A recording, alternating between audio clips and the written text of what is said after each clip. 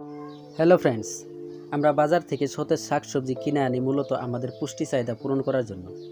যখন একজন মানুষ চিকিৎসকের কাছে যায়, ওষুধের সঙ্গে চিকিৎসকরা সবুজ সতেজ শাকসবজি বেশি বেশি করে খাওয়ার পরামর্শ দিয়ে থাকে। আমি আজকে এই সতেজ শাকসবজিগুলোর পিছনে থাকা এমনই রহস্যর কথা জানাবো, যেগুলো জানলে আপনি আর সতেজ শাকসবজিগুলো খেতে চাইবেন না। পৃথিবীতে এমন কোনো মানুষ নেই যারা শাকসবজি ভালো পায় না। আসুন তাহলে জেনে নেই শাকসবজির পিছনে এমন কী রহস্য আছে যেগুলো জানলে আপনি আর বাজার থেকে বেশি দাম দিয়ে শাকসবজি কিনতে চাইবেন না। আমরা বাজারে দেখে থাকা শাকসবজিগুলো মূলত বিভিন্ন ধরনের কীটনাশকের ক্যারিয়ার। চকচকে সবুজ সাদা সবজিগুলোর তরফে তরফে বিষ দেয়া থাকে, যেটা আমরা বুঝতেই পারি না। এখন আপনারা প্রশ্ন করতে পারেন, যদি এত মাত্রায় বিষ থাকে তাহলে আমরা যখন সবজি খাই তখন আমাদের মৃত্যু কেন হয় না? আমি বলবো, এই ধরনের বিষ মেশানো সবজি খেলে মানুষের মৃত্যু পর্যন্ত হয়। কিভাবে মানুষের মৃত্যু হয় সেটা জানার জন্য আমার সঙ্গে থাকুন। চলুন তাহলে প্রমাণ সহকারে কথাগুলো জেনে নেই। আমাদের কৃষক ভাইরা যখন সবজিগুলো উৎপাদন করে, সবজিগুলো বীজ থেকে বাজারে আসার আগ মুহূর্ত পর্যন্ত বিভিন্ন ধরনের কীট পতঙ্গ, ব্যাকটেরিয়া, ফাঙ্গাস সবজিগুলোর উপর আক্রমণ করে। কৃষক ভাইরা সেই আক্রমণগুলো রক্ষা করতে বিভিন্ন ধরনের পাওয়ারফুল বিষাক্ত বিষ, পেস্টিসাইড, ফাঙ্গিসাইড, becteriocide হিসাবে ব্যবহার করে থাকে। বিভিন্ন ধরনের প্রয়োগ করে, যার ফলে সবজিগুলো রক্ষা পায়। বেশিরভাগ সবজি ৩-৪ মাসের মধ্যে বাজারে বিক্রি করার মতো উপযোগী হয়ে ওঠে। এখন সবজিগুলো আক্রমণ থেকে রক্ষা পেলেও কিন্তু কীটনাশকের হাত থেকে রক্ষা পায় না।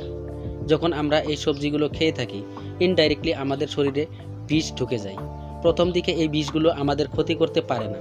একটু একটু করে যখন বিষগুলো মাত্রা আমাদের শরীরে বেড়ে যায়, তখনই বিভিন্ন ধরনের জীবন নাশকারী বেমারগুলো হয়ে থাকে, যেমন ডায়াবেটিস, ক্যান্সার, নার্ভের রোগ, লো প্রেশার, কম বয়সে চুল পেকে যাওয়া, এই বেমারগুলো আক্রমণ করে।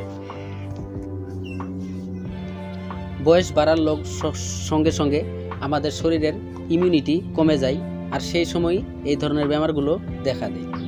অনেক মানুষকে বলতে দেখা যায় যে আমি তো জীবনে কোনোদিন বিড়ি, সিগারেট, সাদা পর্যন্ত খাইনি, তবে আমার কেন ক্যান্সার হলো? সে বুঝতেই পারে না তার ক্যান্সার কোথায় থেকে এলো। সবুজ সবজিতে প্রয়োগ করা বিষগুলো লিপিড সলিবল, তাই এগুলো আমাদের রক্তে মিশে আমাদের শরীরের বিভিন্ন অঙ্গে গিয়ে জমা হয়, এমনকি আমাদের ডিএনএকেও ক্ষতিগ্রস্ত করে। এই বিষগুলো আমাদের অক্সিডেটিভ স্টেজকে বাড়াতে সহায় করে, যার ফলে আমরা বিভিন্ন ধরনের বেমারে ভুগতে হয়। গ্রাম এলাকায় ডায়াবেটিস বেমার নামটা আগে কেউ জানতো না, কারণ গ্রামে পরিশ্রমী মানুষ বাস করে। কিন্তু আজকাল প্রায় ঘরে ঘরে এই বেমারটা দেখা যায়। এই বেমারের পিছনের রহস্যটা হলো অতিমাত্রায় প্রয়োগ করা বিষ মিশানো সবজি খাওয়া। আমি আগে থেকেই বলে দেই যে এতে কিন্তু কৃষক ভাইদের কোনো দোষ নেই। কৃষক ভাইদের জীবন বাঁচানোর জন্য কিন্তু এরকম করে সবজি উৎপাদন করতে হয়। এখন আমাদের বাঁচার একটাই উপায় হলো, আমরা নিজে খাবার জন্য কম করে হলেও জৈবিক পদ্ধতিতে সবজি উৎপাদন করে খেতে হবে। তাহলে আমরা কীটনাশকের হাত থেকে মুক্তি পেতে পারি। কৃষক ভাইরা যদি জৈবিক পদ্ধতিতে সবজি উৎপাদন করতে হবে, তাহলেই আমাদের মূল্যবান মানব জীবনকে বাঁচাতে পারবে।